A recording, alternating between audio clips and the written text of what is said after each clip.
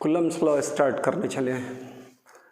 मैं कल के लेक्चर के लास्ट में बोल रहा था कि आप लोग ग्रेविटेशन पढ़ के आओगे घर से, वेक्टर पढ़ के आओगे घर से। पढ़े हैं तो आगे आसानी से समझ में आएगा, और इसे यह भी समझ लेंगे तो आगे नहीं ग्रेविटेशन समझा हुआ है ठीक से तो ग्रेविटेशन समझ में आना शुरू हो जाएगा। तो हम लोग स्टार्ट करने चले Coulomb's law.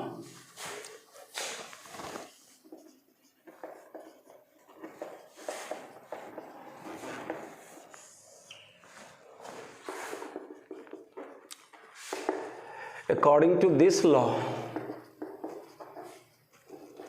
the electrical force of interaction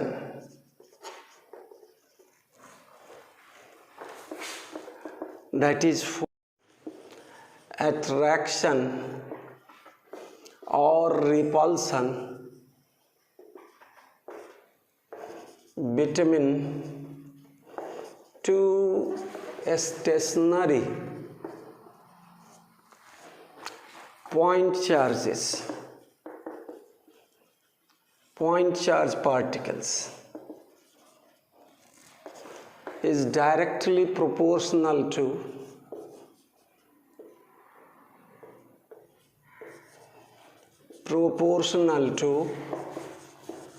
product of magnitude of two charges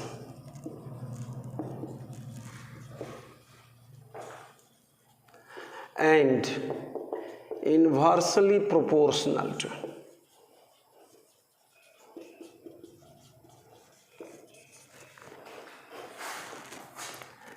a square of distance between them। इसको अकेले, इस सेकेंड पार्ट को अकेले इन्वर्स स्क्वायर लॉ बोला जाता है। यह है Kirchhoff's law. According to this law, the electrical force of attraction और repulsion between two point charges is directly proportional to product of two charges, product of magnitude of two charges या magnitude of product of two charges and inversely proportional to a square of distance between them. दो charge particle जितना करीब होगा force उतना ज़्यादा, दूरी बढ़ाएंगे force घटेगा। ये कूलम्ब्स का जनरल ऑब्जर्वेशन है, उसके आधार पर यह कूलम्ब्स लॉ दिया गया है। मैं बताऊं आगे, एक चार्ज Q1, दूसरा चार्ज Q2, आगे चल के मास की बात करेंगे Q1 M1 Q2 M2। जब ग्रेविटेशन की बात करोगे तो भैया मास लेना होगा इसी लॉ में। वहाँ पढ़े थे Newton's law of gravitation, the gravitational force of attraction. वहाँ ऑलवेज अट्रैक्टिव फोर्स होगा, is directly proportional to product of two masses and inversely proportional to a square of distance between them।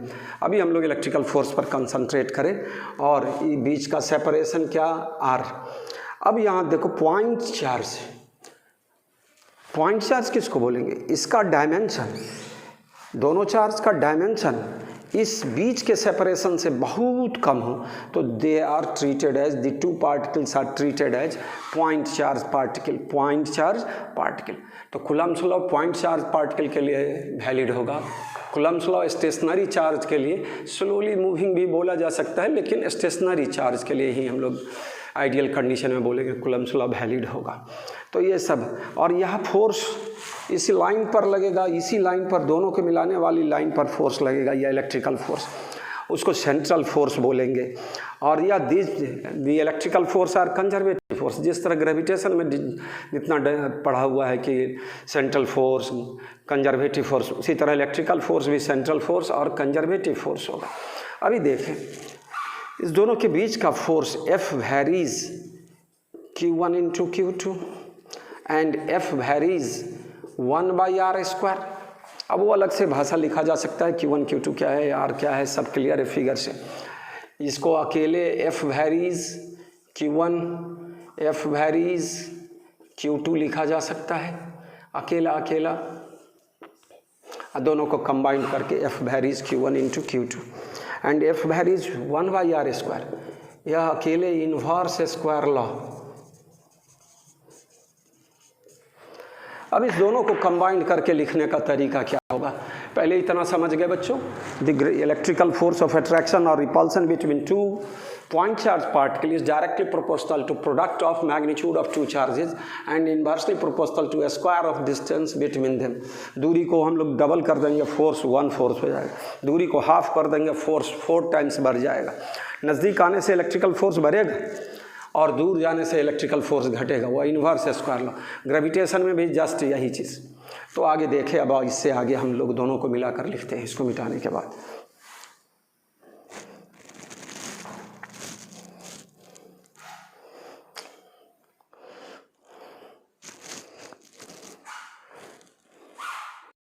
दोनों point को मिलाने पर we may write F varies Q1 into Q2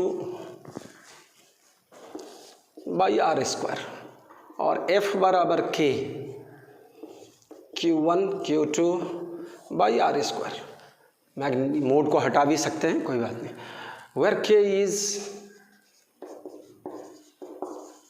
proportionality constant,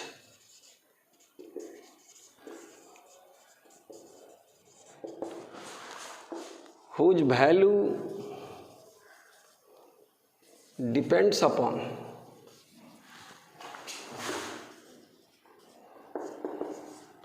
system of units and second the medium between two charges। इसके का value system पर निर्भर करेगा, unit के सिस्टम पर, और मीडियम दोनों चार्ज के बीच में जो मीडियम है, फ्री स्पेस है तो कुछ के का वैल्यू अलग, कोई अगर वाटर में डाल देंगे दोनों चार्ज तो मीडियम पर निर्भर करेगा। The medium between two charges, medium between. अब देखो वही के का वैल्यू, तो अलग से किसके लिए बात करें हम लोग? Value of K in SI international system में, when the medium between two charges is free space और वैक्यूम और एयर, देन के बराबर 1/4 पाई एप्सिलॉन नॉट, वेयर इसका वैल्यू भी यहीं से लिखते चले, 9 into 10 to the power 9 unit newton metre square पर coulomb square, where epsilon 0 is called, पहले भी मैं बता रखा हूँ, आपको आइडिया होना चाहिए। Epsilon 0 is called permittivity, is called permittivity of free space और vacuum. It is also called absolute permittivity। तो के का वैल्यू 1/4 पाई एप्सिलॉन नॉट और उसका value 9 into 10 to the power. हर एक इलेक्ट्रोस्टैट्स के हर एक फार्मूला में मोस्टली जब एसआई की बात करोगे तो ये वैल्यू आना ही आना है, ये चीज़ आना ही आना है ना।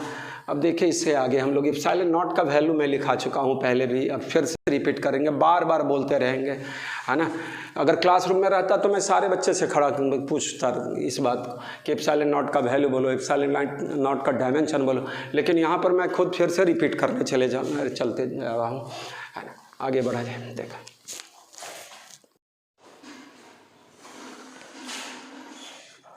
दस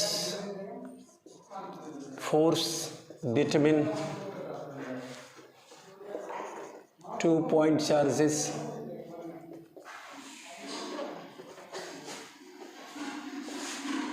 when the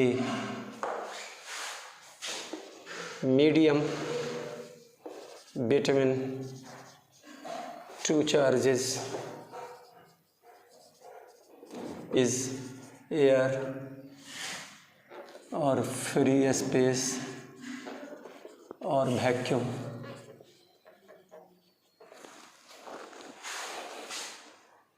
F air F naught Q1 Q2 by 4 pi epsilon naught R square. और अब वहाँ इप्सिलॉन नॉट लिख रहे थे यार, इप्सिलॉन नॉट का वैल्यू क्या होगा, पहले से लिखा हुआ है इप्सिलॉन नॉट बराबर 8.854 इंटू 10 का power -12 coulomb square newton inverse metre -2। कभी कभी 1 इप्सिलॉन नॉट का ज़रूरत पड़ेगा, तो वो 1/4 pi epsilon 0 9 into 10 to the power 9, तो वो 1 इप्सिलॉन 0 का वैल्यू 36 पाई इंटू 10 का power 9 newton metre square coulomb -2। ये सब वैल्यू आपको याद होना चाहिए। अब के का वैल्यू अब क्या होगा,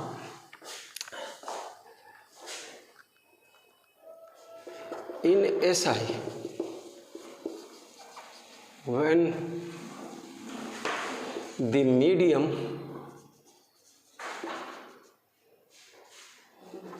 between two charges is other than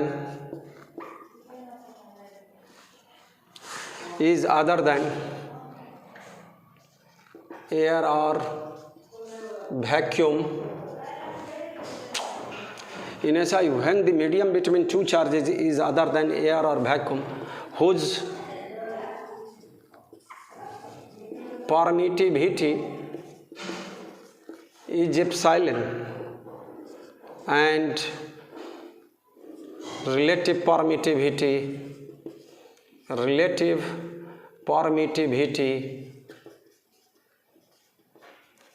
is epsilon r, then k बराबर 1/4 पाई एप्सिलॉन बराबर 1/4 pi epsilon 0 epsilon r as because epsilon r बराबर एप्सिलॉन बाई एप्सिलॉन नॉट, इसलिए एप्सिलॉन बराबर एप्सिलॉन 0 इंटू एप्सिलॉन r। ये definition पहले भी लिखाया गया कि relative permittivity of medium by permittivity of free space, और एप्सिलॉन बराबर epsilon not into epsilon r, उसी का वैल्यू रखकर यह के का वैल्यू निकला। अब इसी तरह फोर्स का फॉर्मूला बदल जाएगा, जब दो चार्ज r दूरी पर ही हैं Q1 और Q2, लेकिन बीच का मीडियम बदल चुका है, एयर और वैक्यूम के अलावा दूसरा कोई मीडियम है जिसकी परमिटिविटी एप्सिलॉन है, जिसकी रिलेटिव परमिटिविटी एप्सिलॉन r है, तो वह उसके लिए अब अलग से बात करते हैं फिर से। तो इतना लिख ले पहले और तब बात करें। कर दें। Now force between two point charges when the medium between two charges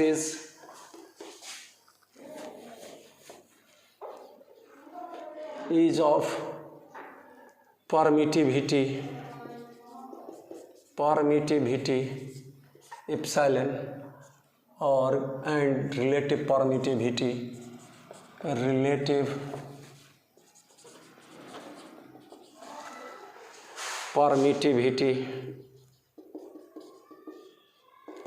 epsilon r, then is given as, बोला जाए F medium FM Q1 Q2 by 4 pi epsilon r square। अब फिर इसी में Q1 Q2 by 4 pi epsilon 0 epsilon r into r square। इतना बात उसमें से ही हम लोग लिख लिए। तो यह फोर्स इन मीडियम निकल गया, जब दो चार्ज वही है Q1 और Q2 है, सेपरेशन वही है, लेकिन बीच का मीडियम बदल दिया गया है, एयर और वैक्यूम के के जगह दूसरा कोई चीज़ फील्ड कर दिया गया है, तब फोर्स का फॉर्मूला यह हो जाएगा। और आगे बढ़ोगे भाई, epsilon r is always greater than 1, सिर्फ एयर और वैक्यूम के लिए 1 लेते हैं और सब के लिए मोर देन 1। इट मीन्स दूसरे किसी मीडियम में फोर्स फ्री स्पेस और वैक्यूम की तुलना में क्या होगा, कम होगा। तो यही चीज़ है, मीडियम का करैक्टरिस्टिक देगा कौन, रिलेटिव परमिटिविटी। तो आगे देखो फिर से अभी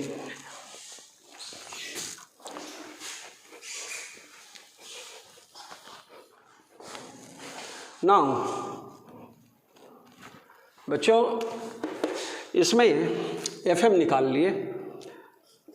नाउ F0 चाहे F air by F medium, F0 by FM, पहले formula Q1 Q2 by 4 pi epsilon not R square, फिर से Q1 Q2 by 4 pi epsilon not epsilon R into R square, cancel cut करके सब epsilon R बचेगा। तो epsilon R बराबर क्या निकला बच्चों, F air by F medium. Epsilon R का एक और फॉर्मूला मिल गया बच्चों, F0 बाई FM बोलेंगे। पहले से एप्सिलॉन R का 3 फार्मूला फिर से रिपीट करते रहे। एप्सिलॉन R बराबर epsilon by epsilon not, permittivity of medium बट्टा परमिटिविटी ऑफ फ्री स्पेस और वैक्यूम, और फिर क्या एप्सिलॉन, इसका डिफिनीशन हम लोग इंड्यूस्ड चार्ज के टर्म में भी लाए थे, Q0 by Q0 minus QI। फिर Q0 is what, source charge बोला था, इंड्यूसिंग चार्ज बोला था, QI is what, induced charge बोला था। तो उस केस में, इंडक्शन वाले केस में एप्सिलॉन R का फॉर्मूला ये निकाले थे। और अभी जो फिर निकाले हैं वो निकाले हैं FA बाई FM। 3 फार्मूला मैं बता पाया अभी तक एप्सिलॉन R, और epsilon R is unitless and dimensionless, charge by charge, permittivity, force by force, same चीज़ का रेशियो है, इसलिए तो यह चीज़। एप्सिलॉन R का वैल्यू इन्फिनिटी बताया था मेटालिक कंडक्टर के लिए, एप्सिलॉन R का वैल्यू 81 बताया गया, 80 वाटर के लिए बोला था, केरोसिन के लिए भी मैं लिख दिया था 2, और भी आएगा सब, माइका और ग्लास, सारे चीज़ों के लिए। तो इतना जानकारी होने के बाद फिर से अभी कूलम्ब्स लॉ तो लंबा खिंचाएगा, और तब उससे सवाल उवाल को बनाने का कोशिश करेंगे हम लोग।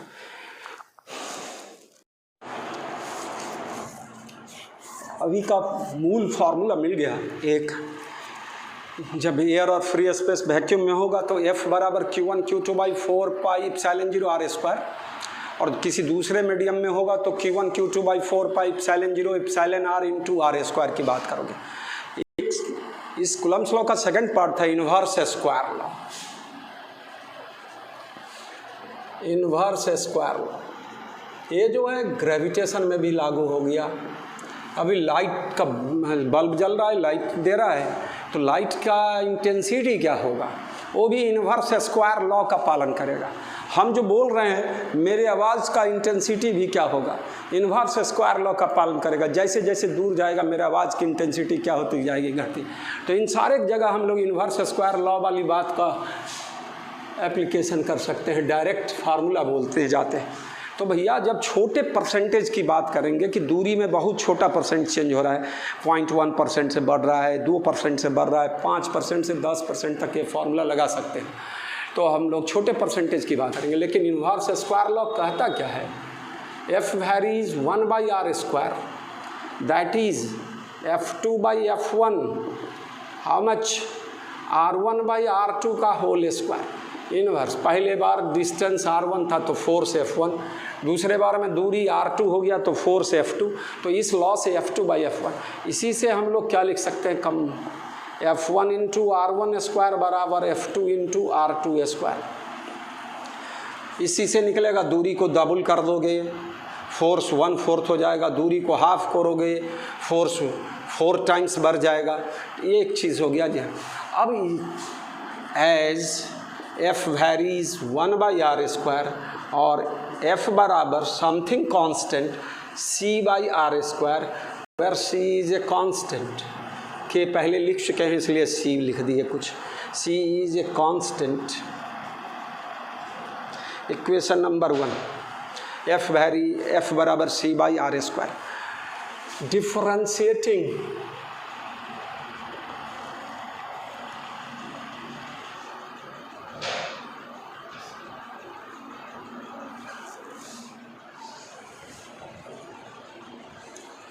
both sides with respect to r,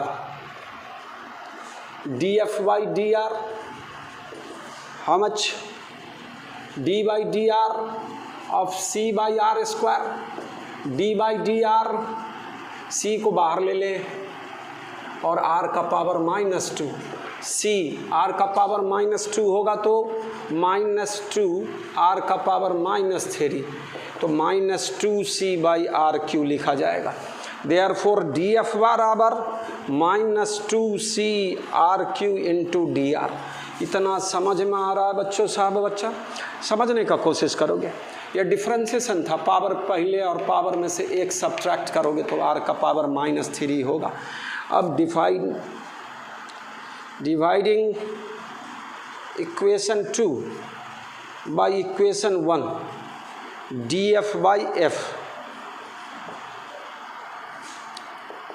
minus जो बचेगा वह 2dr बाई आर, या निगेटिव साइन दिखाता है, दूरी बढ़ेगी तो फोर्स घटेगा एंड वाइस वर्सा। तो अब इसमें परसेंटेज की बात कर दे, या चेंज हो गया या ओरिजिनल हो गया, या चेंज और ओरिजिनल डिस्टेंस की बात की। अब आगे की बात करें, इसमें 100 से मल्टीप्लाइड करेंगे तो परसेंटेज चेंज की बात हो जाएगी। अब उसमें 100 से दोनों साइड मल्टीप्लाइड कर दें तो क्या होगा? df बाई एफ इंटू 100 बराबर -2dr बाई आर इंटू 100। यह है परसेंटेज चेंज इन डिस्टेंस, या percentage change in force. Here negative sign shows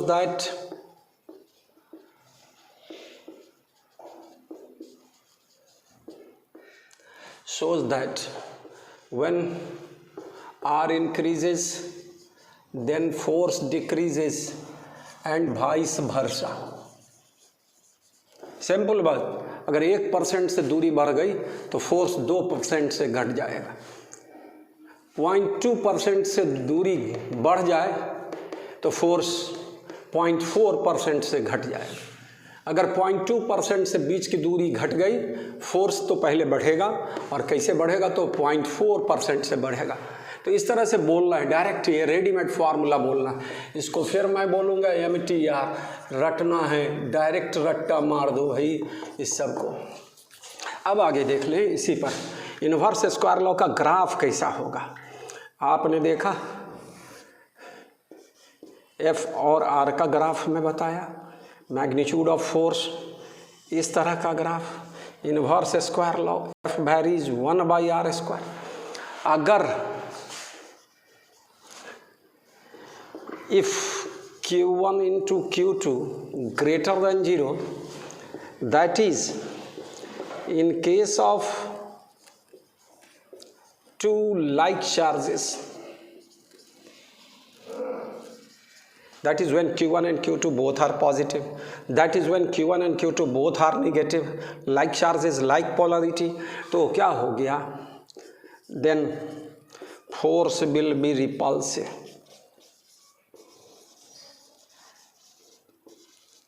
and it is taken as positive.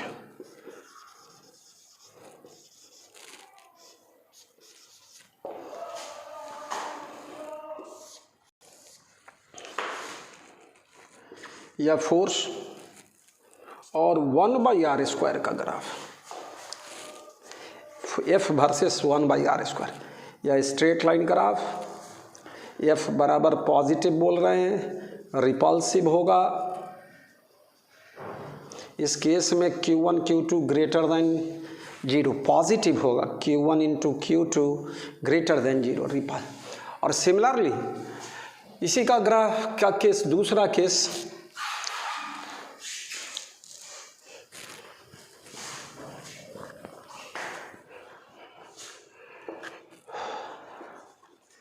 if Q1 into Q2 less than 0, that is in case of two unlike charges,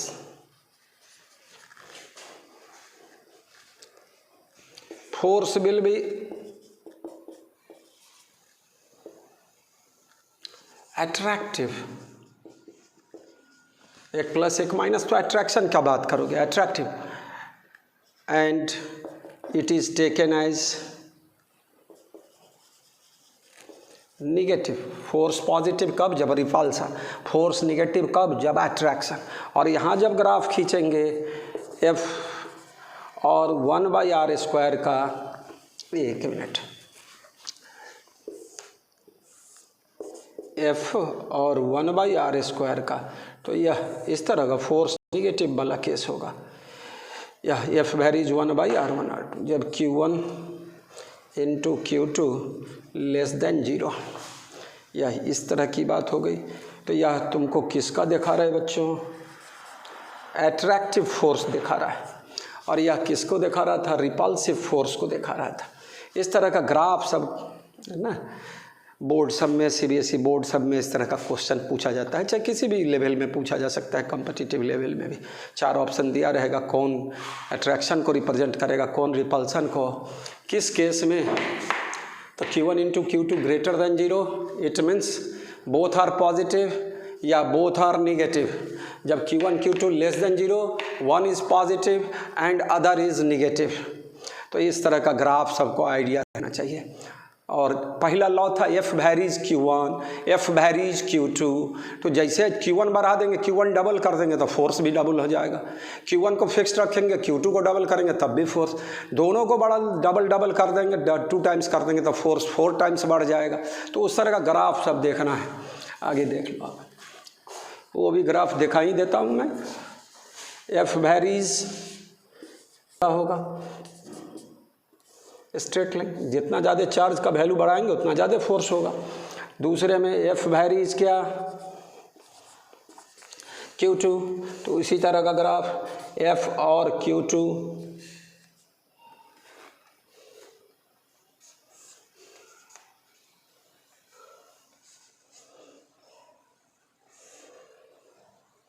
F varies Q1 और F varies Q2। ये सब छोटा छोटा point है Coulomb's law का।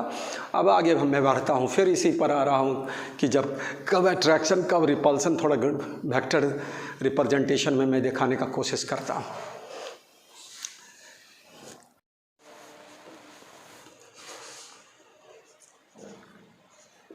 Q1 into Q2 greater than 0, that is in case of 2 like charges,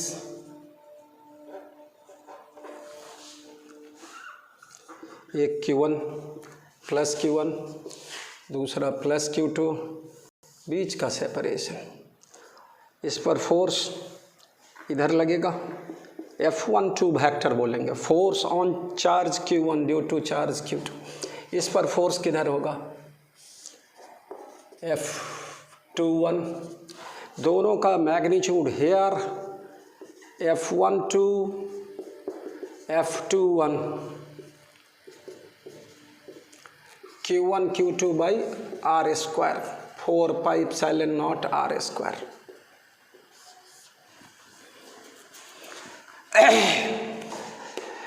लेकिन and F12 vector बराबर minus F21 vector equal और अपोजिट होगा। या कब? जब Q1 Q2 बोथ आर क्या चीज़? Positive. When Q1 and Q2 both are positive. Similarly when Q1 and Q2 both are negative, यही फिगर बन जाएगा। दोनों में माइनस साइन लगा देंगे, फोर्स क्या होगा? माइनस माइनस वाला ठेले एक दूसरे को रिपेल करेगा। इसी तरह का चीज़ लिखा जाएगा फिर से, केवल हम लोग साइन को क्या कर देंगे? चेंज कर देंगे, यहाँ माइनस और यहाँ भी माइनस। तो अब खुद कर लोगे भाई, यहाँ कर ही दे फिर से। माइनस Q1 माइनस Q2, इस पर F21 इधर, F12 इधर, सेम चीज़ लिखाएगा। दोनों के लिए कॉमन चीज़ हो गया, रिपल्सन का केस हो गया। बीच का सेपरेशन R लिखा गया है। अभी हम vector form of Coulomb's law बताएंगे, वहाँ R12 R21 इस तरह की चर्चा करके मैं दिखाने जा रहा हूँ। अभी जस्ट ये इतना। अब इसी में जब Q1 into Q2 less than 0 होगा, यानी that is in case of two unlike charges, one is positive and other is negative, दोनों एक दूसरे का। फिर वहाँ पर भी क्या होगा, both forces are equal in magnitude but opposite in direction, लेकिन एक दूसरे के टुवार्ड्स लगेगा, अट्रैक्टिव फोर्स होगा। यहाँ एक दूसरे से दूर लग रहा है, रिपल्सिव फोर्स हो रहा है। तो इतना मैं दिखाने जा रहा हूँ। अब केस सेकेंड इसी में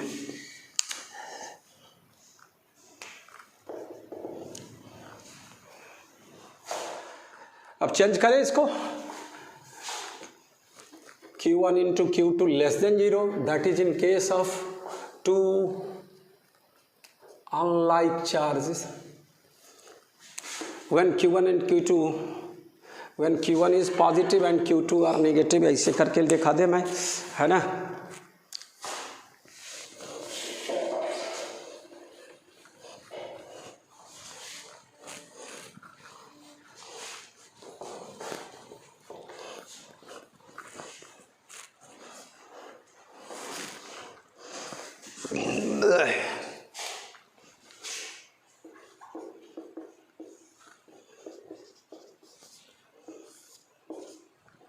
इस पर force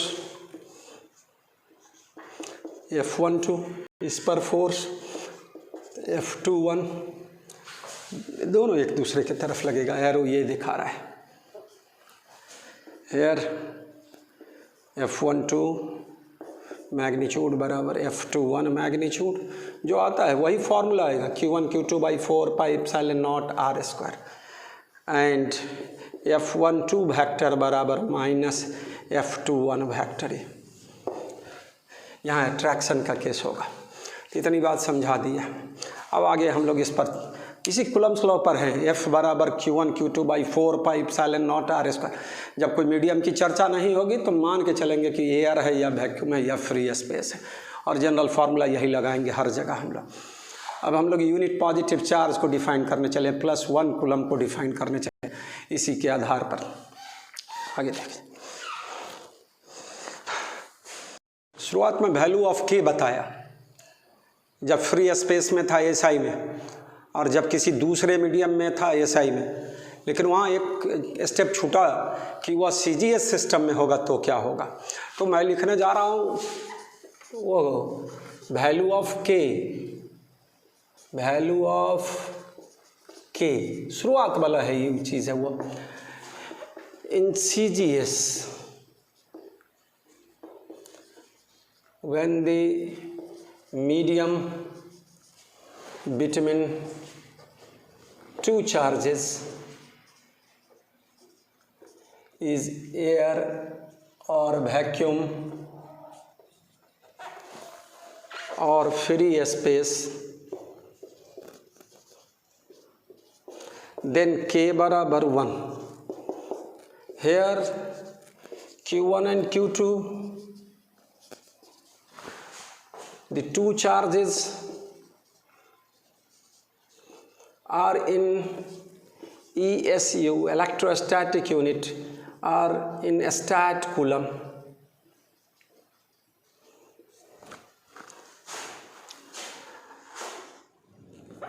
R is in centimeter and force F is in dyne। ये शुरुआत का K का वैल्यू 1 होगा जब चार्जेस स्टेट कूलम में होगा और डिस्टेंस सेंटीमीटर में और फोर्स डाइन में लेंगे तो K बराबर 1। तो उस केस में हम लोग क्या लिख देंगे, F0 और FA Q1 Q2 by R square, Q1 Q2 by R square। वो CGS सिस्टम बोला जाता है। चार्ज को स्टैट कूलम में, डिस्टेंस को सेंटीमीटर में, फोर्स को डाइन। ये पहले का थोड़ा सा पार्ट छूट गया था, उसको कंप्लीट कर दिया मैं अब बताने जा रहा हूँ definition of 1 coulomb, definition of unit charge, unit positive charge on the basis of Coulomb's law. अब देखो कैसे क्या, unit positive charge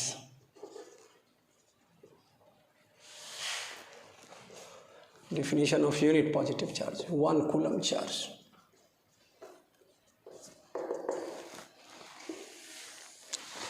As F0 force in vacuum, Q1 into Q2 by 4 pi epsilon naught R square. If Q1 बराबर Q2 बराबर Q, R बराबर 1 metre and F बराबर, इसको F not बना दिया जाए, F नॉट बराबर फ्री स्पेस में 9 into 10 to the power 9 Newton. Therefore from equation 1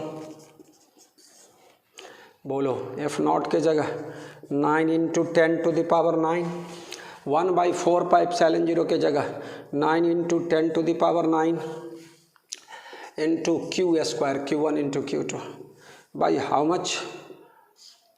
R square, R is 1 तो 1 square. ये दोनों तरफ से 9 into 10 to the power 9 cut गया, Q square बराबर 1, Q बराबर प्लस माइनस 1, दोनों प्लस ले लेंगे तो प्लस 1. तो वह 1 कूलम चार्ज का परिभाषा मिल गया, इसी से मिल जाएगा हम लोग को. हम लोग अब डेफिनेशन ऑफ 1 कूलम पर लिख लिए थे.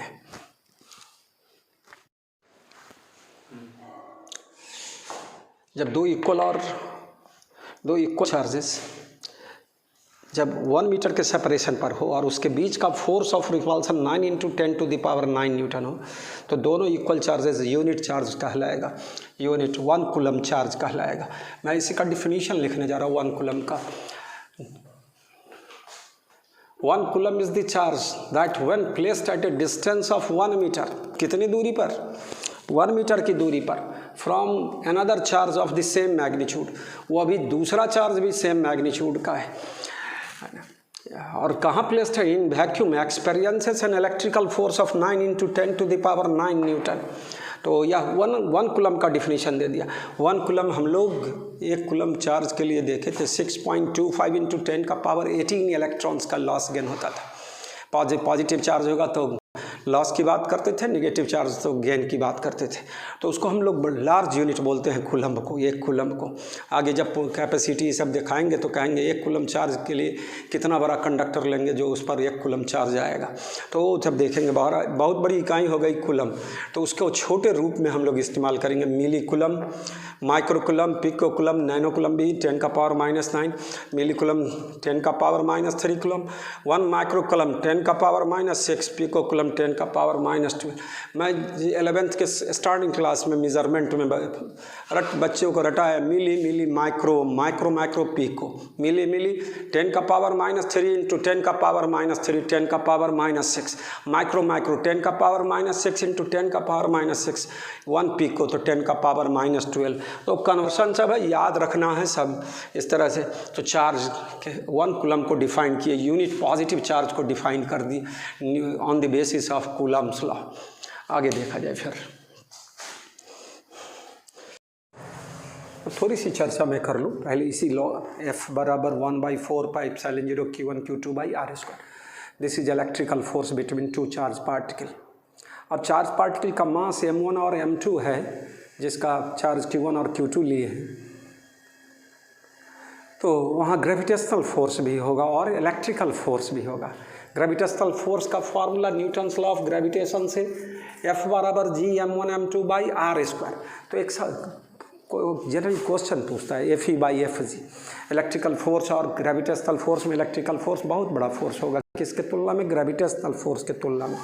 तो उसका रेशियो निकालने जा रहे हैं 2 इलेक्ट्रॉन के लिए, 2 प्रोटॉन के लिए, इलेक्ट्रॉन प्रोटॉन के लिए, फिर से 2 अल्फा पार्टिकल के लिए. न्यूट्रॉन अगर ले लेंगे, एक पार्टिकल न्यूट्रॉन हो जाए, दूसरा प्रोटॉन हो जाए, तो न्यूट्रॉन पर चार्ज 0 है तो इलेक्ट्रिकल फोर्स तो 0 हो जाएगा, है ना. लेकिन ग्रेविटेशनल फोर्स होगा, मास के कारण बहुत वीक होगा लेकिन होगा. लेकिन इलेक्ट्रिकल फोर्स 2 पार्टिकल हो और एक न्यूट्रल आ जाए तो इलेक्ट्रिकल फोर्स विल बी 0. अगर दोनों न्यूट्रल है तब तो 0 ही, तो इलेक्ट्रिकल फोर्स 0 होगा लेकिन ग्रेविटेशनल फोर्स एग्जिस्ट करेगा. तो मैं अभी के टॉपिक में इसी कूलम्स लॉ के आधार पर आपको electrical force by gravitational force का रेशियो बताने जा रहा हूँ. For pair of two charge particle, alpha alpha, proton proton, electron proton और electron electron charge basic bulb. देख ले भाई, तो हम लिखने जा रहे हैं value of Fe for electrical force, Fg for gravitational force. मान लो भाई एक चार्ज है जिसका Q1 M1, चार्ज का वैल्यू Q1, मास का वैल्यू M1। दूसरा चार्ज पार्टिकल है, पॉइंट चार्ज पार्टिकल, उसका चार्ज Q2 और मास M2, बीच का सेपरेशन R। तो Fe बराबर how much, Q1 Q2 by 4 pi epsilon 0 R²। मान के चले क्या चीज़ वैक्यूम में, और अगर दूसरे मीडियम में रहता तो एप्सिलॉन R लिखना पड़ता। और ग्रेविटेशनल फोर्स Fg बराबर Gm1 M2 बाई R²। वहाँ दूसरा मीडियम हो जाए तब भी कोई फ़र्क पड़ने वाला नहीं। ग्रेविटेशनल फोर्स बीच के मीडियम पर डिपेंड नहीं करेगा, दोनों के मास पर और सेपरेशन पर निर्भर करेगा, लेकिन इलेक्ट्रिकल फोर्स बीच के मीडियम पर निर्भर करेगा। हम लोग चार्ट बनाएंगे, अब सब पढ़ लेते हैं थोड़ा सा, तो चार्ज और मास का चार्ट बनाएंगे, इलेक्ट्रिकल फोर्स ग्रेविटेशनल फोर्स का चार्ट बना लेंगे यहाँ। Therefore Fe by Fg how much, Q1 Q2 by 4 pi epsilon 0, और ऊपर में क्या हो जाएगा यहाँ R² लिख दे पहले पूरा एक बार, Gm1 M2 by R², 1 by R² cancel, Q1 Q2 by 4 pi epsilon 0, Gm1 into M2। यह वैल्यू हो गया Fe बाई Fg के लिए। अब पहला वैल्यू किसके लिए, किसके बीच में मैं बोल रहा हूँ, अल्फ़ा अल्फ़ा के बीच में। अल्फ़ा के लिए for alpha particle mass is, mass of alpha particle 4 mp। Mass of proton याद है बच्चों, तो 4 से मल्टीप्लाइड करेंगे तो मास ऑफ अल्फ़ा पार्टिकल। उसी तरह फिर यहाँ मास ऑफ अल्फ़ा, और बीच का यहाँ Fe बाई Fg का वैल्यू जो आएगा mass of alpha, charge on alpha particle Q1 बराबर Q2 बराबर 2e प्लस 2e बोलते हैं। अब सब का वैल्यू पुट कर देंगे यहाँ, Q1 Q2 के जगह 2 इंटू 1.6, 2 इंटू 1.6 इंटू 10 का पावर माइनस 19 कूलम, फिर कितना 2 इंटू 10 का पावर माइनस 2 इंटू 1.6 इंटू 10 का पावर माइनस 19,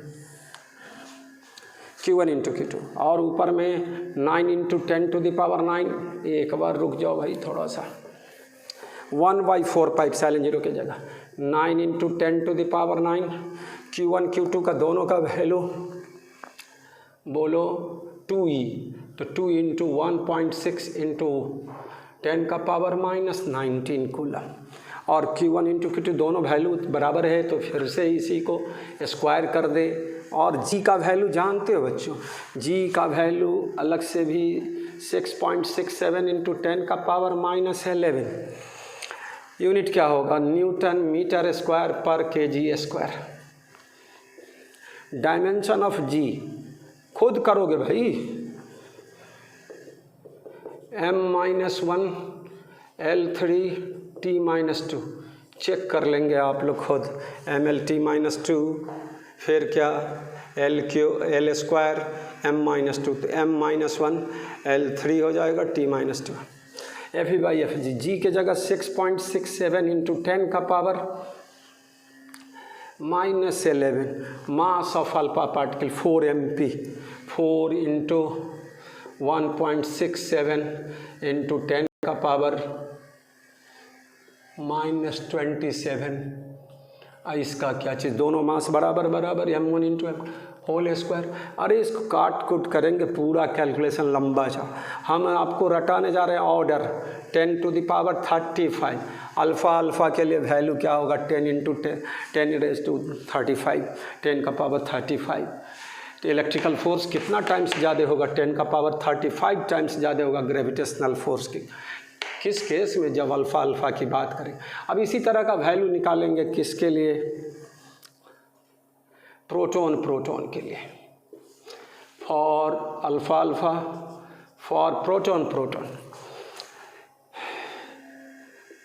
मास क्या होगा, mp बराबर 1.672 लिख देते हैं, 7 यहाँ कर देना चाहिए, 1.67 इंटू 10 का पावर, सॉरी ये चार्ज था ना, यहाँ 1.67 लिखा हुआ है मास की जगह, mp बराबर 1.67 इंटू 10 का पावर -27 kg।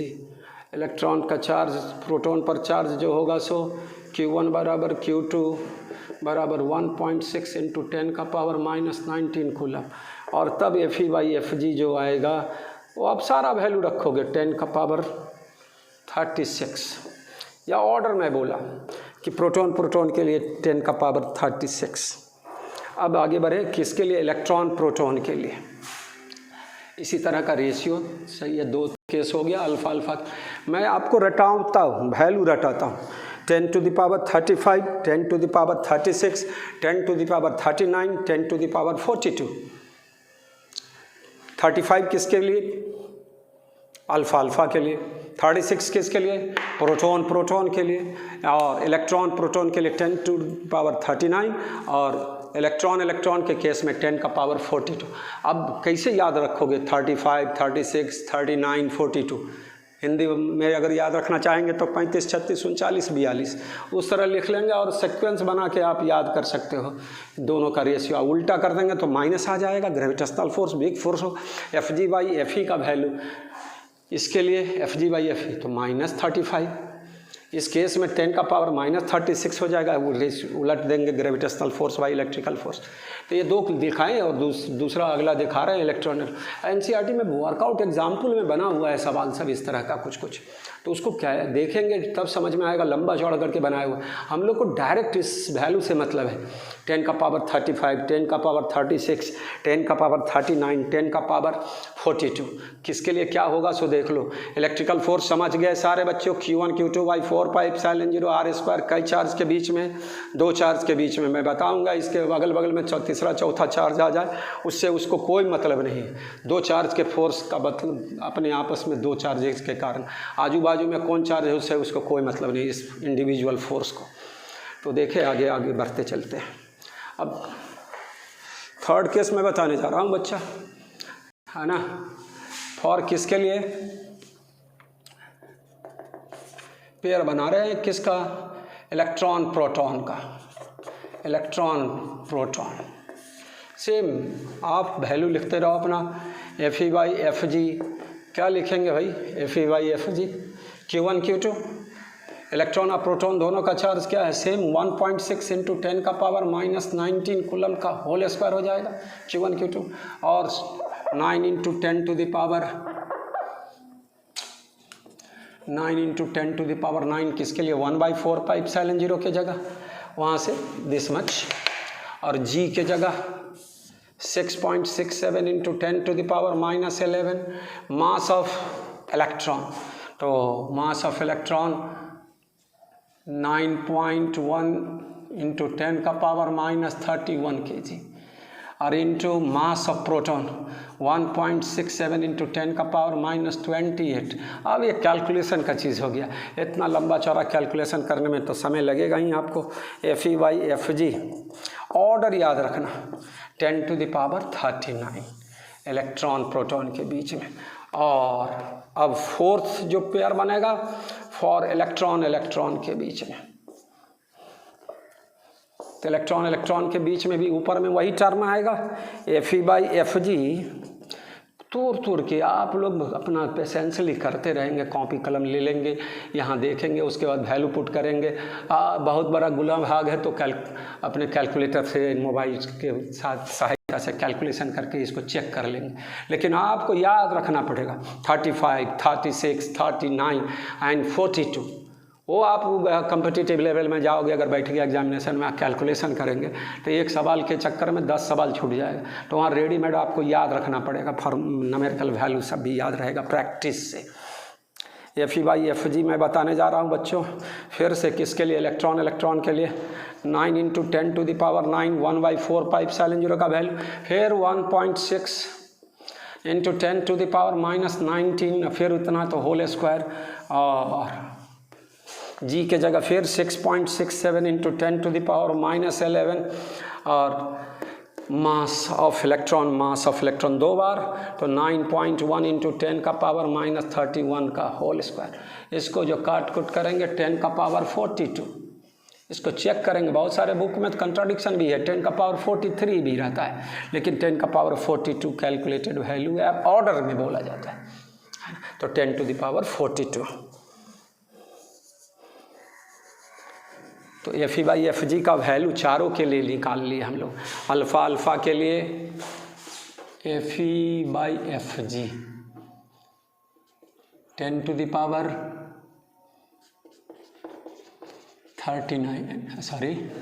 10⁻35, किसके लिए, अल्फ़ा के लिए। फिर प्रोटॉन के लिए 10⁻36, फिर किसके लिए, प्रोटॉन के लिए 10⁻39, और इलेक्ट्रॉन के लिए 10⁻42। ये याद रहेगा वैल्यू, उलट देंगे तो माइनस सब में हो जाएगा। तो ये सब टिपिकल चीज़ें, ये Q और M, Q/M हम तुमको स्पेसिफिक चार्ज बताए थे, Q/M स्पेसिफिक चार्ज। तो अभी देखते हैं, इससे रिलेटेड एक और पॉइंट मैं बता देता हूँ आपको।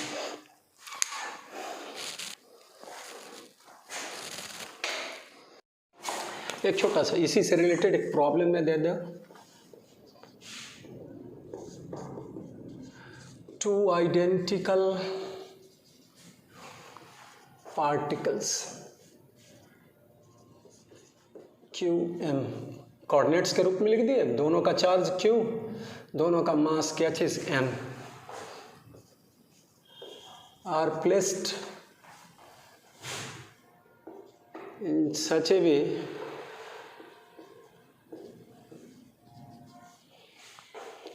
that the net force on each particle is 0. Then calculate value of a specific charge. What is a specific charge? Charge per unit mass, है ना।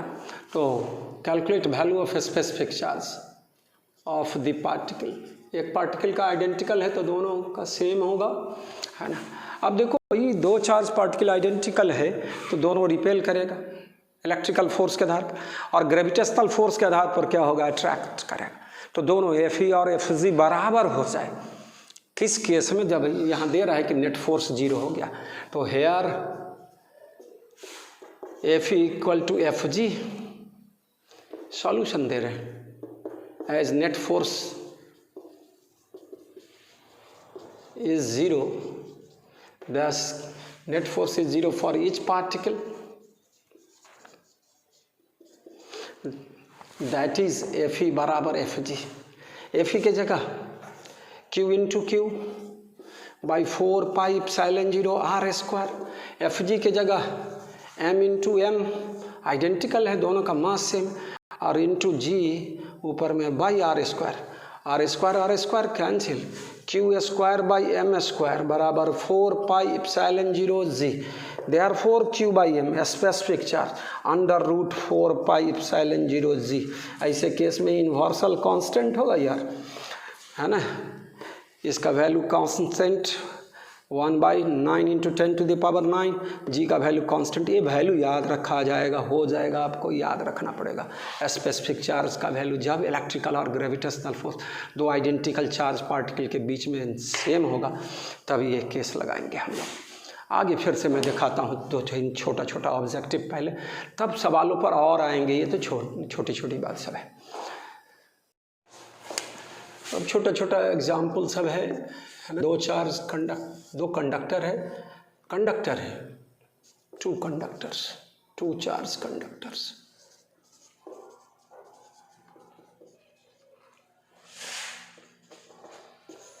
एक पर चार्ज प्लस Q1, दूसरे पर चार्ज प्लस Q2।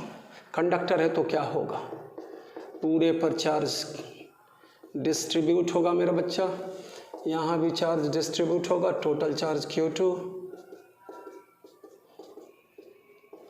इसके बीच का सेपरेशन R है, तो फोर्स क्या होगा, Q1 Q2 बाई 4πε0 r²।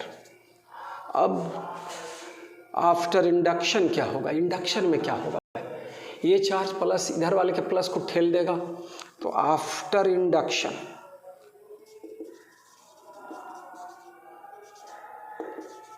ये चार्ज, ये जो स्फीयर है मान लो A है B है ना, तो A वाला पेयर यहाँ पर चार्ज चला आएगा ठेल कर, B वाले पर इधर आ जाएगा। अब चार्ज उतना ही रहेगा Q1 और Q2 ही वाला बात करेंगे, लेकिन ये बीच का नेट चार्ज का सेपरेशन क्या हो गया, बढ़ गया। तो इस केस में जो फोर्स होगा हेयर F डैश बराबर Q1 Q2 बाई 4πε0। अभी इसका सेंटर चार्ज कहीं कहीं दूरी होगा, इनटू क्या चीज़ R डैश स्क्वायर, चाहे RA² लिखा जाए। यहाँ F डैश क्या होगा, लेस देन क्या चीज़, here F dash less than F, F dash less than F। ये जब दोनों क्या था, लाइक चार्ज था, इंडक्शन हो गया। ये जनरली यही लिखा जाएगा कि दो चार्जेज है Q1 Q2 बाई 4 में। अगर कह दे कि इंड्यूस्ड हो रहा है, चार्ज ठेला ठेली कर रहा है, दोनों एक दूसरे को ठेल के एक इधर ले गया एक इधर ले गया, तो बीच का नेट चार्ज का सेंटर क्या हो गया, इधर घसक गया, इसका इधर घसक गया, बीच का सेपरेशन बढ़ गया, फोर्स क्या हो जाएगा, बाद वाला फोर्स घट जाएगा पहले वाले के तुलना में। तो मेरे को समझाना था कि बाद का फोर्स F डैश है, यहाँ पर F डैश लेस देन क्या होगा, F हो जाएगा। इस केस में R जो लिखे ना, तो क्या होगा, यहाँ F डैश जो होगा, सॉरी हाँ F डैश जो होगा, सो इस वाले फोर्स से क्या हो जाएगा, कम हो जाएगा। अब वो R डैश निकालना यहाँ पॉसिबल नहीं कि कहाँ कितना दूरी पर इसका सेंटर ऑफ चार्ज, इधर का सेंटर ऑफ चार्ज, लेकिन ये जो है पहले वाले से इसका वैल्यू घट जाएगा, क्या कि चार्ज शिफ्ट कर गया, दूर चला गया। पहले यहाँ भी चार्ज था, इसके कारण रिपल्सन वाला फोर्स ज़्यादा रहता नज़दीक के, और वही चार्ज घसक के उधर चला गया इधर चला गया, तो फोर्स का वैल्यू क्या होगा, घट जाएगा। तो F डैश जो है लेस देन होगा F के। तो ये तब जब दोनों लाइक चार्ज कंडक्टर था तब। अब अनलाइक चार्ज कंडक्टर में क्या होगा, सो देखते हैं।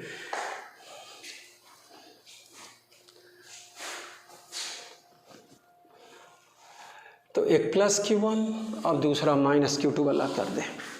इस केस में लिख दिया जाए टू लाइक चार्ज कंडक्टर, तब हो जाएगा।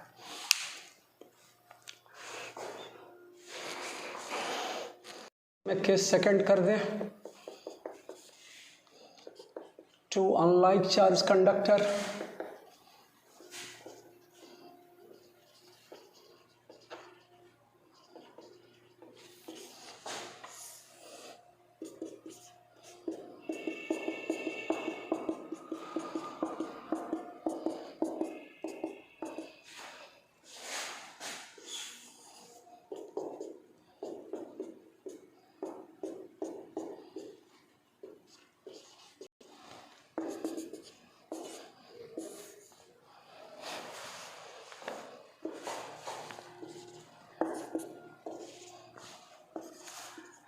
बिफोर इंडक्शन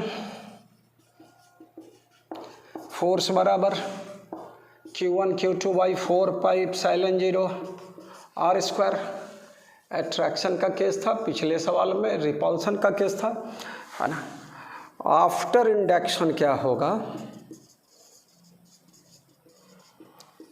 घटना क्या कि चार्ज फिर से रिडिस्ट्रीब्यूट, तो चार्ज ये जो माइनस है तो प्लस वाला को इधर लाने का कोशिश करेगा, तो A जो हो गया सो सब चार्ज प्लस इधर आ जाएगा, और या B है तो सारा चार्ज माइनस इस साइड चलाएगा। दूरी चार्ज के बीच का क्या हो गया, तो in this case after induction force between two charge force between two conductors objective के लिए है ये सब। एफ डैश नज़दीक आ गया, फोर्स क्या हो जाएगा, बढ़ जाएगा। किससे बढ़ जाएगा, तो Q1 Q2 by 4 pi epsilon 0 R square से बड़ा हो जाएगा। लाइक वाला में घट रहा था इंडक्शन के कारण, और अनलाइक वाला में इंडक्शन के कारण नज़दीक आ गया दोनों चार्ज, फोर्स बढ़ गया। तो ये चीज़ छोटा छोटा पॉइंट को नोट कर लो और तब दिमाग में रखते चलोगे तो ऑब्जेक्टिव का सवाल सब बनता चला जाएगा। आगे मैं बढ़ता हूँ। Fc का वैल्यू इतना हम लोग फार्मूला लिखे। अब इलेक्ट्रॉन प्रोटॉन के लिए लिख देंगे तो Q1 भी E, Q2 भी E, और ये तो रहेगा ही M1 के जगह Me, M2 के जगह MP, mass of electron, mass of. हमको ये दिखाना है कि यह यूनिटलेस और डायमेंशनलेस, इसका ऑर्डर हम लोग लिख चुके हैं। किसके लिए था, इलेक्ट्रॉन प्रोटॉन के लिए 10⁻39 लिखे थे। हमको ये बताना था, वहीं बता देते तो चल जाता काम, लेकिन E²/4 pi epsilon 0 GME into MP है, फोर्स का रेशियो है। तो क्या होगा, it is unitless and dimension. कभी इसका ये डायमेंशन पूछता है इस तरह के क्वांटिटी का, तो हम लोग डायरेक्ट लिख देंगे डायमेंशनलेस, समय बचाते हुए। कहें कि फिर निकालेंगे तो फिर चार्ज का लिखो, G का लिखो, एप्सिलॉन 0 का लिखो, ME MP का लिखते रहो तो बहुत सारा झंझट हो जाएगा। आ तो जाएगा ही, टाइम टेकिंग होगा, लेकिन बिना टाइम लगे हुए अगर दिमाग में बैठ जाता है, फिर हो गया है, तो फिर इसमें कोई दिक्कत नहीं होगा, डायरेक्ट आप इसको लिख सकते हैं। तो आगे हम थोड़ा सा फिर आगे चर्चा कर रहे हैं थोड़ा। Minimum find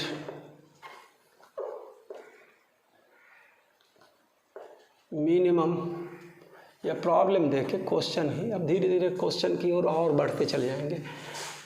find minimum electrical force between two charge particle when they are placed at distance 1 meter apart.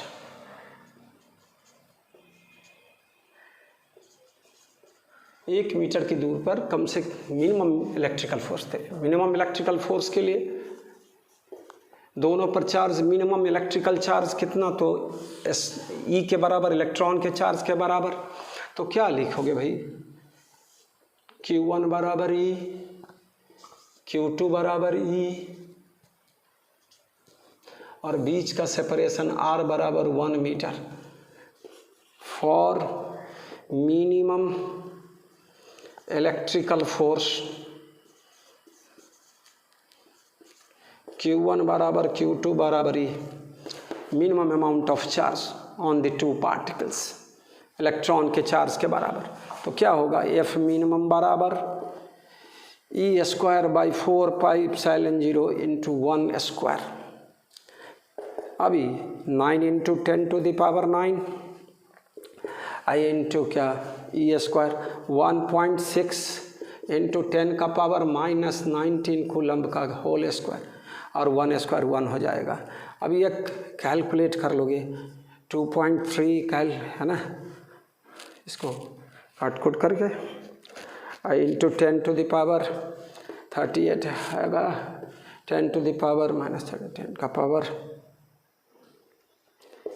-28। NCERT के एग्जाम्पल्स में बना हुआ है, वहाँ 1 एंगस्ट्रम का दूरी दिया हुआ है। तो 1 एंगस्ट्रम वाले में डिस्टेंस 1 एंगस्ट्रम बराबर 10⁻−10 मीटर, तो 10 का पावर माइनस क्या हो जाएगा, है ना, 20 होगा, नीचे ऊपर जाएगा +20, तो वह आंसर हो जाएगा 10 का पावर -8। 2.3 इंटू 10 का पावर -8 क्या चीज़, न्यूटन। यहाँ पर 2.3 याद रखना, तुम किसका वैल्यू निकल कर आया, E²/4 पाई एप्सिलॉन 0 का वैल्यू, 2.3 इंटू 10 का पावर -28। ये वैल्यू याद रहेगा आपको, तब होगा। तो यह मिनिमम इलेक्ट्रिकल फोर्स जब सेपरेशन 1 मीटर हो, वही 1 एंगस्ट्रम हो जाए तो नीचे में क्या हो जाएगा, 10 का पावर -20, ऊपर गया +20 तो -8 हो जाएगा। देखोगे एग्जाम्पल में बना हुआ है एनसीईआरटी में सवाल, जितना भी बोले हैं सब सवाल में बना हुआ है इस एक तरह से। उसको सीखने का है अपना, जिस तरह से आपको इजी लगे उस तरह से आप काम करोगे। तो अभी सीख लिए हम लोग, find minimum electrical force between two charge particle when they are placed at distance 1 metre apart.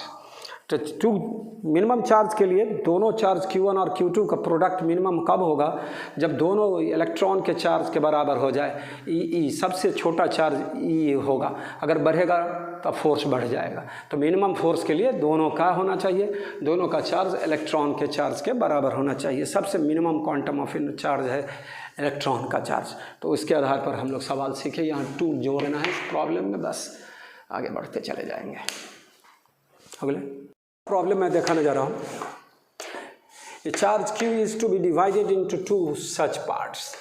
इस तरह एक चार्ज को 2 भाग में बांटे कि उसके बीच का फोर्स क्या हो जाए मैक्सिमम, जब एक सर्टेन डिस्टेंस पर रखें तो उस चार्ज का वैल्यू निकालना है। आपको याद रखना है 50-50 इक्वल बांट देंगे तो फोर्स विल बी मैक्सिमम एक सर्टेन डिस्टेंस के लिए। तो उसको प्रूफ कर दे थोड़ा सा, है ना, कि कैसे होगा। तो solution, let Q be the charge of one part, then charge on other part will be Q minus Q। एक चार्ज Q हो जाए तो दूसरा चार्ज, टोटल चार्ज Q है तो Q minus Q। then force between them, electrical force, F बराबर Q into Q minus Q by 4 pi epsilon 0 R square. जब R square for certain distance R है उतने दूरी पर दोनों पार्ट्स को रखा गया। तो इसके लिए मैक्सिमम के लिए this product will be maximum. तो for F max here Q into Q minus Q should be maximum। इस दोनों का प्रोडक्ट मैक्सिमम होना चाहिए। तो मैक्सिमा मिनिमा के लिए शर्त होता है कि फर्स्ट ऑर्डर डिफरेंशिएशन 0। यहाँ मिनिमा का देख लो, एक चार्ज Q है दूसरा चार्ज कैपिटल Q रहने दिया, दूसरा चार्ज तो 0 हो, बट में तो फोर्स विल भी 0। तो 0 फोर्स से कम फोर्स तो हो ही नहीं सकता है ना। तो सबसे पहला कंडीशन है कि एक चार्ज Q रहेगा दूसरा 0 हो जाएगा, कैपिटल Q और 0, तो फोर्स 0 हो जाएगा। तो अब वो मिनिमम का केस था। मैक्सिमम के लिए क्या होगा अब देखें हम लोग यहाँ पर। तो that is for F max d by dq of Q into Q minus Q बराबर 0। d by dq product Q into Q minus Q square बराबर 0। इसका डिफ्रेंशिएशन d by dq अलग कर दे, Q minus Q into Q को minus d by dq of Q square बराबर 0। Capital Q बाहर, total charge is conserved, constant बोलोगे तो उसको बाहर ले लें, dq बाई dq और dq बाई dq बराबर 1 माइनस Q स्क्वायर का डिफरेंशिएशन 2Q बराबर 0, Q माइनस 2Q बराबर 0, दैट इज Q बराबर Q बाई 2। Q बराबर एगो 0 था तो फोर्स 0 होता था मिनिमम, और उससे अलग रिजल्ट है। तो यह कंडीशन फॉर मैक्सिमम फोर्स हो गया।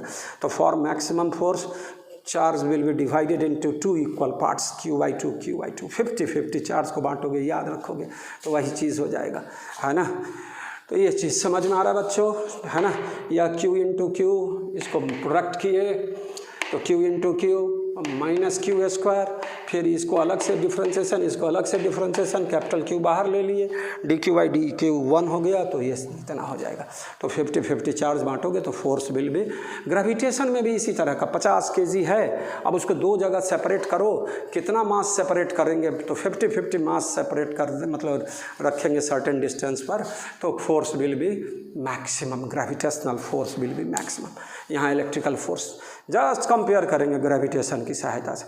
ग्रेविटेशन में ऑलवेज अट्रैक्टिव फोर्स होता है मेरे बच्चों, इलेक्ट्रिकल फोर्स अट्रैक्टिव और रिपल्सिव, बस फ़र्क इतना ही पड़ता है कि यहाँ अट्रैक्टिव और रिपल्सिव दोनों होगा, और वहाँ सिर्फ अट्रैक्टिव फोर्स की बात करते हैं ग्रेविटेशन में।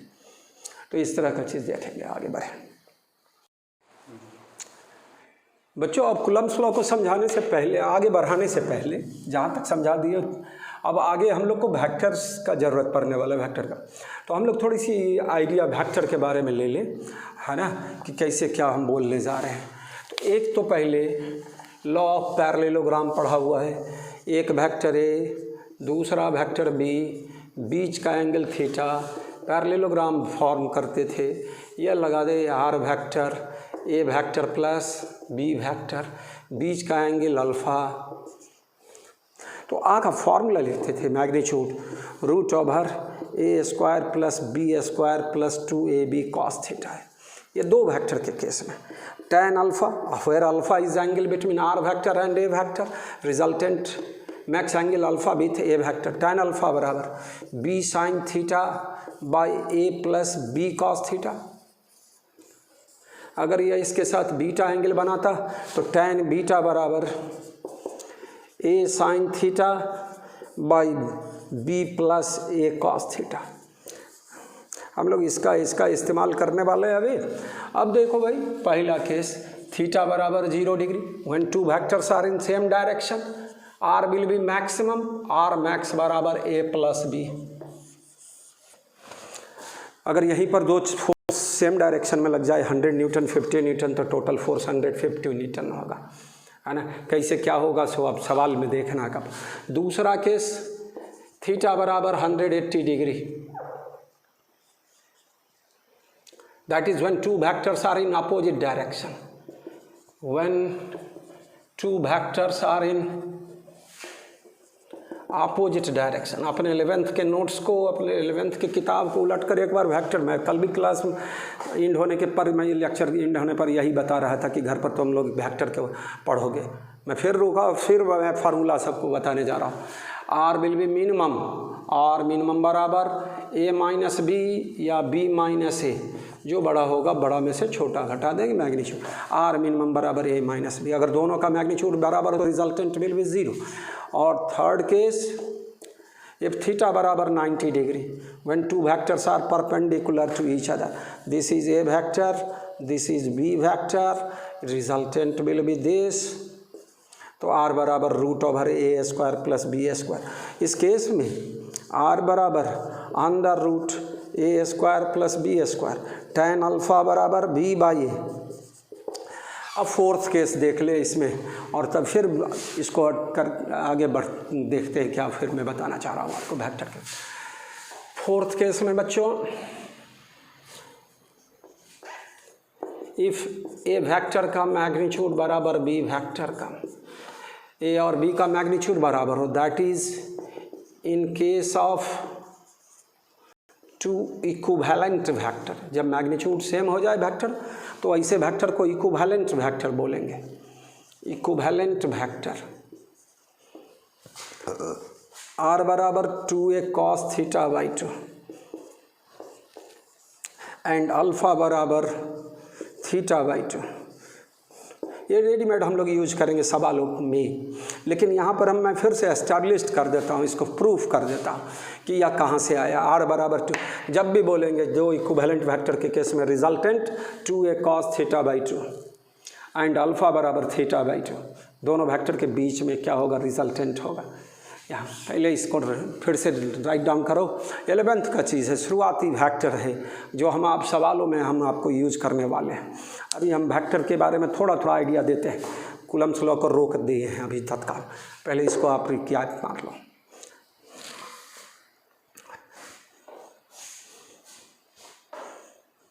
थोड़ा सा प्रूफ कर ले, तो सवालों में भी हम लोग देखेंगे फिर। एज आर बराबर root over A square plus B square plus 2ab cos theta. A और बी बराबर है, हेयर आर बराबर A square plus 2a square cos theta. 2a square 1 plus cos theta. यह b बराबर a का case है ना। 2a square 1 plus cos theta बराबर है ना, तो 1 प्लस कॉस थीटा बराबर 2 कॉस स्क्वायर थीटा बाई 2। अब आता है कि नहीं आता, ये मामला बनता है। इस फार्मूला सबको याद रखना मेरे बच्चों। कॉस 2 थीटा बराबर cos square theta minus sine square theta. 2 cos square theta minus 1 minus 2 sine square theta. It means 1 plus cos 2 theta बराबर 2 कॉस स्क्वायर थीटा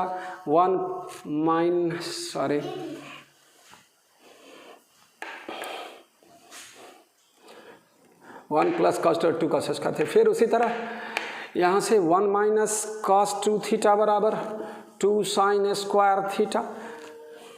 अब इसमें कॉस थीटा बराबर क्या लिख सकते हो, cos square theta by 2 minus sine square theta by 2 cos square theta by 2 minus 1 minus 2 sine square theta by 2। This means 1 plus cos theta बराबर 2 cos square theta by 2 1 minus cos theta बराबर 2 sine square theta by 2। जहाँ जहाँ ज़रूरत होगा फिर से repeat करते रहो। कल का टास्क था ट्रिग्नोमेट्री का फॉर्मूला, और आपको कंप्लीट करके करना था घर पे, है ना। तो यहाँ पर रिजल्ट क्या हो गया, 1 प्लस कॉस थीटा की जगह 2 कॉस स्क्वायर थीटा बाई 2 का रूट 2 a स्क्वायर का ये कॉस थीटा बाई 2। तो ये आर का फॉर्मूला मिल गया 2a कॉस थीटा बाई 2, जब a और b सेम। अभी जस्ट मैं दिखा देता हूँ, थोड़ा सा सवाल एक दो को दिखा देंगे कि इसका यूज़ क्या होगा। या तब लागू होगा जब दो बनो वेक्टर का मैग्नीट्यूड क्या हो, सेम हो, और बीच का एंगल दिया रहे, तो रिजल्टेंट दो वेक्टर का रिजल्टेंट का मैग्नीट्यूड डायरेक्ट रेडीमेड फार्मूला की सहायता से 2a cos थीटा बाई 2 से निकाला जा सकता है। अब आगे tan अल्फा बराबर थीटा बाई 2 था, अल्फा बराबर थीटा बाई 2, तो वो देखो भाई अगेन आइज tan अल्फा बराबर b sine theta by a plus b cos theta. Here tan alpha बराबर a sine theta a plus a cos theta, चूँकि b बराबर a, वैल्यू पुट कर दिए sine theta 1 plus cos theta. फिर से sine theta बराबर 2 sine theta by 2 into cos theta by 2, और 1 plus cos theta बराबर 2 कॉस स्क्वायर थीटा बाई 2। यहाँ यह फार्मूला कहाँ से आया, तो साइन 2 थीटा बराबर 2 sine theta into cos theta, तो साइन थीटा बराबर 2 sine theta by 2 into cos theta by 2। इसको करो, यह tan थीटा बाई 2 आया। इट मीन्स अल्फा बराबर थीटा बाई 2। ये छोटा सा फार्मूला पैरेललोग्राम लॉ से लाए हो तुम वेक्टर के में 11th में। आगे थोड़ा सा मैं बढ़ा दूँ इसको, फिर से वेक्टर को ही थोड़ा एक्सटेंड करते हैं और देखते हैं सवाल में जस्ट इसका क्या यूटिलाइजेशन है। सो मैं बताता हूँ। अब इसी रिजल्ट में ए और बी मैग्नीट्यूड बराबर हो और बीच का एंगल 120 डिग्री हो, व्हेन ए बराबर बी मैग्नीट्यूड में ए वेक्टर बी वेक्टर का मैग्नीट्यूड बराबर हो एंड थीटा बराबर 120 डिग्री, देन आर बराबर 2a cos 120 by 2 2a cos 60 degree, cos 60 half 2a into 1 by 2 a के बराबर होगा। 100 न्यूटन दो फोर्स है अलग अलग डायरेक्शन में, बीच का एंगल 120 डिग्री है, तो रिजल्टेंट 100 न्यूटन ही होगा। 100 प्लस 100 मिलकर 100, ये वेक्टर में ही कमाल हो सकता है ये। तो ये है ए, और इस केस में अल्फा बराबर थीटा बाई 2 बराबर 120 बाई 2 बराबर 60 डिग्री। मेरे कहने का अर्थ है अगर यह 100 न्यूटन है, दूसरा भी क्या है 100 न्यूटन है, F1 वेक्टर F2 वेक्टर, और इसके बीच का एंगल 120 डिग्री है, तो इस दोनों का रिजल्टेंट जो होगा ये आर भी जो होगा सो 100 न्यूटन ही होगा और ये एंगल जो होगा 60 डिग्री होगा। अब इस सब का हम लोग क्या करेंगे, डायरेक्ट यूज करें, और डायरेक्ट यूज करते हैं तभी एडवांटेज है आगे के क्लासेस के, आगे के एग्जामिनेशंस में। बोर्ड में तो सिस्टम में बनाना पड़ेगा, लेकिन ऑब्जेक्टिव रहेगा तो उतना बनाने का ज़रूरत नहीं है, लेकिन बोर्ड में सफिशिएंट टाइम रहता है, क्वेश्चंस की संख्या कम रहती है, टाइम ड्यूरेशन ज़्यादा रहता है। लेकिन कॉम्पिटिटिव लेवल में बच्चों टाइम का ड्यूरेशन कम होगा, क्वेश्चंस नंबर ऑफ क्वेश्चंस ज़्यादा होगा, आप जल्दी जल्दी काम करोगे ट्रिक के साथ, तब जाके हो पाएगा सारा चीज़। तो समझने के साथ साथ ट्रिक की बात करेंगे तो ये सब ट्रिक की पैटर्न आ जाएगा सब। तो देखो भाई इतना हो गया। अब मैं एक दो सवाल छोटा छोटा पहले इस पर देख देता हूँ कि कैसे कूलम्ब्स लॉ का सवाल इस पर हम लोग बताते हैं। तो भाई देखोगे थोड़ा सा, एक ट्रायंगल का केस है। मेरा बच्चा देखो, अगर प्लस क्यू चार्ज है, हेयर माइनस क्यू चार्ज है, प्लस क्यू चार्ज है, या ए पॉइंट या बी पॉइंट या सी पॉइंट। अब बच्चों कुछ डिस्टेंस दिया हुआ है, मान लो एल है, यह एल है, इक्विलैटरल ट्रायंगल है। इक्विलैटरल ट्रायंगल के वर्टेक्स पर इस तरह का चार्ज है। अब नेट फोर्स एट सी पूछता है। अब देखो इस चार्ज के सराउंडिंग में कई चार्ज है, दो चार्ज है। अब देखो दो चार्ज है तो दो फोर्स लगेगा। एक फोर्स या प्लस वाला इस, या हमारा जो हो गया या टारगेट है, इसी पर फोर्स निकालना है, तो इस टारगेट पर एक फोर्स ऐसे लगेगा, इसके कारण FCA लिखा जा सकता है। हम F1 लिख दें इसको, F1 वेक्टर। दूसरा, यह माइनस चार्ज इस टारगेट को अपनी ओर खींचेगा, तो यह F2 वेक्टर। कई फोर्स काम कर रहा है भैया C पर, इस C वाले वर्टेक्स पर जो चार्ज है प्लस Q, तो इसके सराउंडिंग में दो चार्ज है तो दो फोर्स काम करेगा। और इसके बीच का एंगल क्या होगा, तो 100। इस C को हम लोग बाहर बना ले तो ज़्यादा सुविधा होगा, या 120 डिग्री। अब F1 और F2 का मैग्नीट्यूड क्या होगा, यार F1 बराबर F2, F1 बराबर F2 मैग्नीट्यूड, और होगा कितना, तो Q²/4πε0L²। समझ में आ रहा है बच्चों, Q1 Q2, Q1 भी Q, Q2 भी Q, प्लस प्लस है कोई मतलब नहीं, वो रिपल्सन है इसलिए इधर होगा, लाइक चार्ज है। तो Q²/4πε0L²। डायरेक्शन बोल सकते हो अगर सिर्फ F1 वेक्टर की बात करते तो अलोंग AC, और F2, और बीच का एंगल या थीटा बराबर कितना निकल कर आया, 120 डिग्री। कुछ नहीं करना था, अब दोनों का मैग्नीट्यूड सेम है, बीच का एंगल 120 डिग्री, तो इस दोनों का रिजल्टेंट जो होगा बच्चों पैरेललोग्राम लॉ से इस तरह काम करेगा, इसके पैरेलल काम करेगा। यह एंगल कितना होगा, 60 डिग्री होगा, ये एंगल भी क्या होगा, 60 डिग्री होगा, यहाँ से यहाँ आधा, तो 60 डिग्री होगा। और रिजल्टेंट कितना होगा, अभी जस्ट दिखाए हैं कि A और B बराबर हो, थीटा 120 डिग्री हो तो R बराबर A, और R कितना एंगल पर, 60 डिग्री पर, तो यहाँ पर भी इसके पैरेलल होगा। और इसका मैग्नीट्यूड क्या होगा, net force on plus Q charge at C। और जितना बनाना है रिजॉल्व करके, जो करके वेक्टर को आप यूज कर करके, हम लोग जितना सोचे ट्रिक की बात करेंगे तो उतना फ़ायदे में रहोगे मेरे बच्चे, है ना। तो क्या करोगे, नहीं तो तुम तोड़ के बनाओ।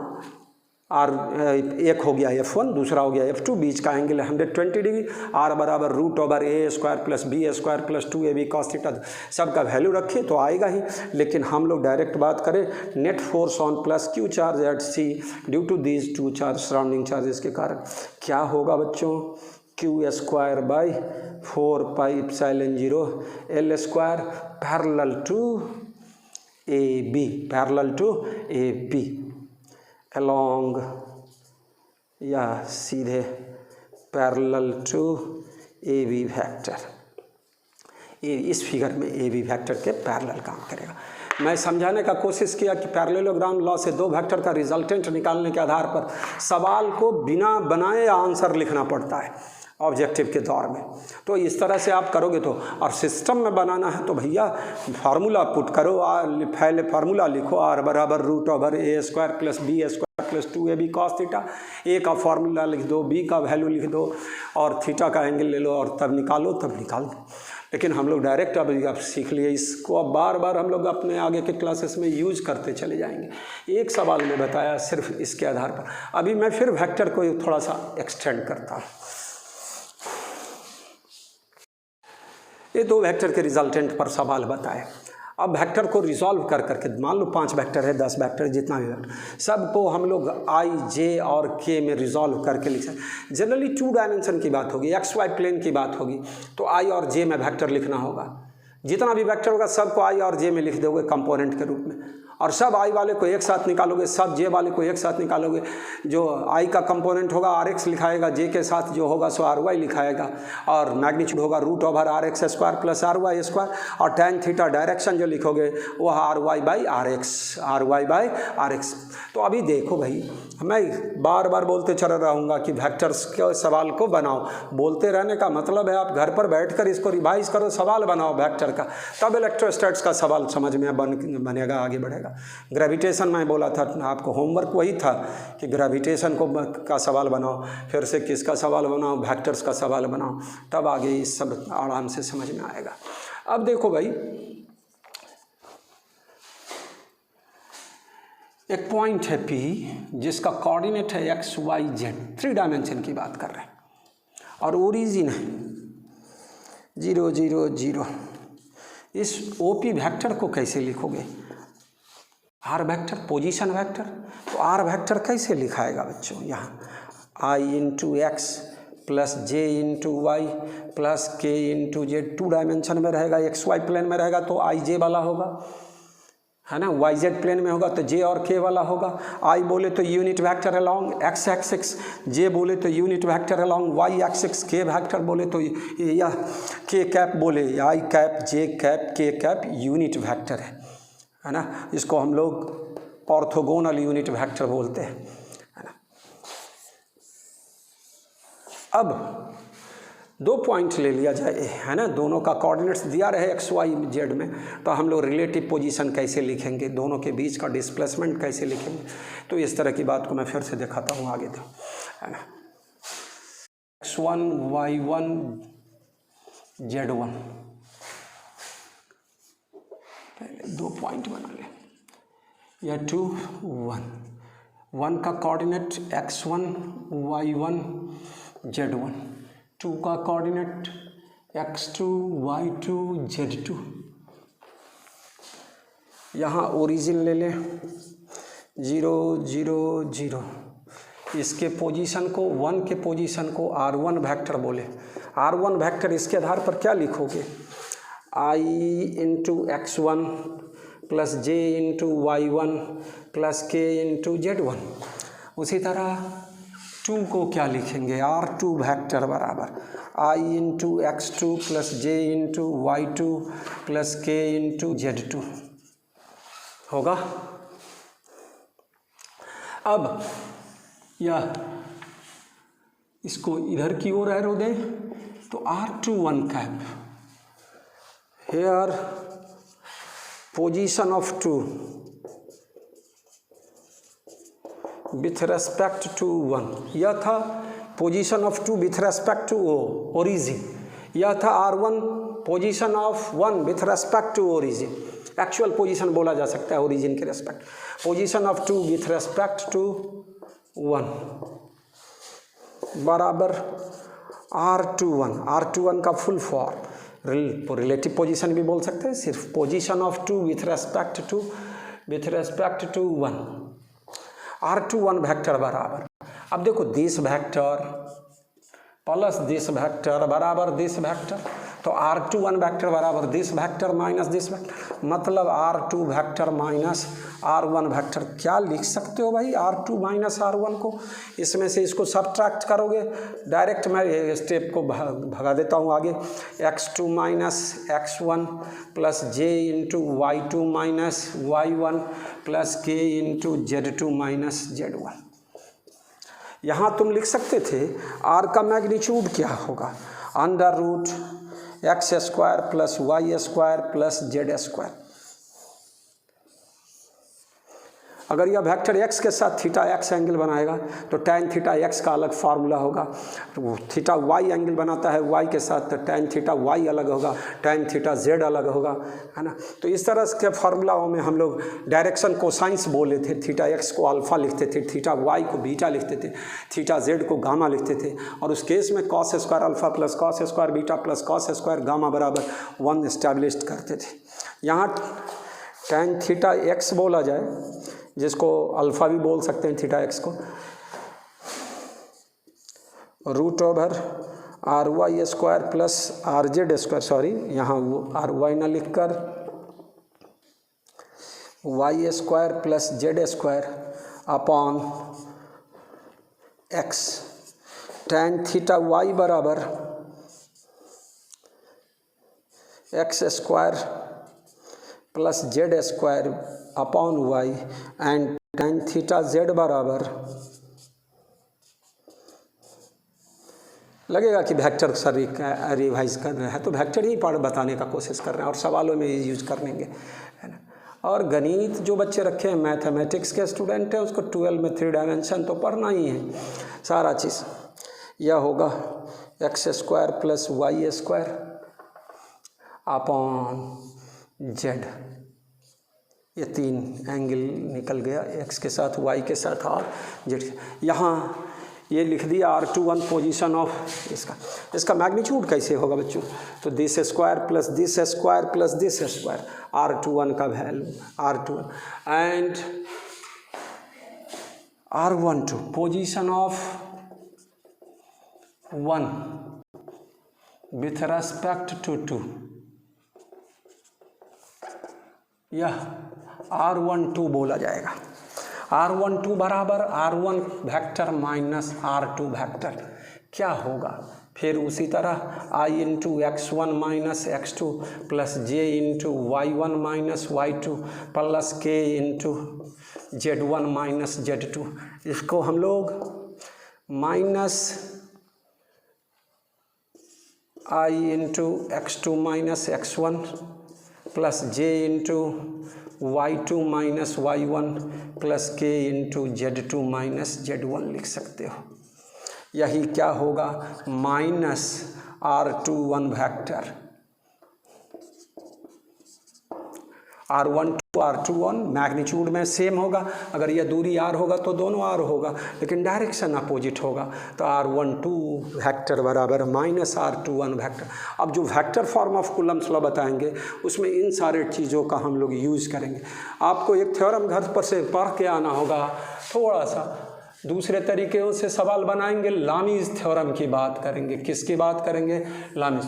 हो सकता है तो अगले क्लास में थोड़ा मैं बता दूंगा, अगले लेक्चर में। घर पर रख के खूब बढ़िया से पिछले बातों को रिवाइज करते हुए आज के लेक्चर को भी बढ़िया से घर पर प्रैक्टिस करें, सबको सिस्टम में कॉपी पर लिखें और एक तरह से मिलाते हुए चले जाएंगे। अपने आप वीडियो को पॉज कर करके जहाँ दिक्कत हो फिर रोकें, फिर समझें, फिर आगे बढ़ें। आपके सामने हैं, आप बार बार रिपीट करके पिछले चीज़ को देख सकते हो, अपने को चेक कर सकते हो कि कितना सीखे नहीं सीखे, है ना। तो आज का लेक्चर यहीं तक, कल फिर हम लोग अगले लेक्चर में थोड़ी सी इस सब को आगे बढ़ाते हुए अभी कूलम्ब्स लॉ में ही रहेंगे और तब इलेक्ट्रिक फील्ड पर आएंगे। कूलम्ब्स लॉ अभी थोड़ा और सवाल सब हम बताने का कोशिश करेंगे। आज के क्लास में 35, 36, 39, 42 वाला रेशियो बताया, Fe/Fg। मैं आज के क्लास में E²/4πε0 का वैल्यू रटाया, 2.3 × 10⁻⁻28 न्यूटन वाला मिनिमम फोर्स था 1 मीटर की दूरी पर, है ना। इलेक्ट्रिकल फोर्स सबसे कम कब होगा, तो यह सारा चीज़। इलेक्ट्रॉन का मास का ज़रूरत पड़ा, कई जगह लिखे हैं कैलकुलेशन, तो हम डायरेक्ट रिजल्ट ऑर्डर में लिख दिए, लेकिन आपको करना पड़ेगा तो सारा वैल्यू याद होना चाहिए कि इलेक्ट्रॉन का मास कितना होता है, प्रोटॉन का मास कितना होता है, अल्फ़ा पर चार्ज कितना होता है, अल्फ़ा पर मास कितना होता है। मैं पिछले क्लास में सारा लिखा दिया हुआ हूँ, है ना। और पीछे में आगे भी पिछले बातों को रिपीट करते रहेंगे हम, है ना। ठीक है बच्चों, ओके, आज का क्लास यहीं, लेक्चर यहीं तक।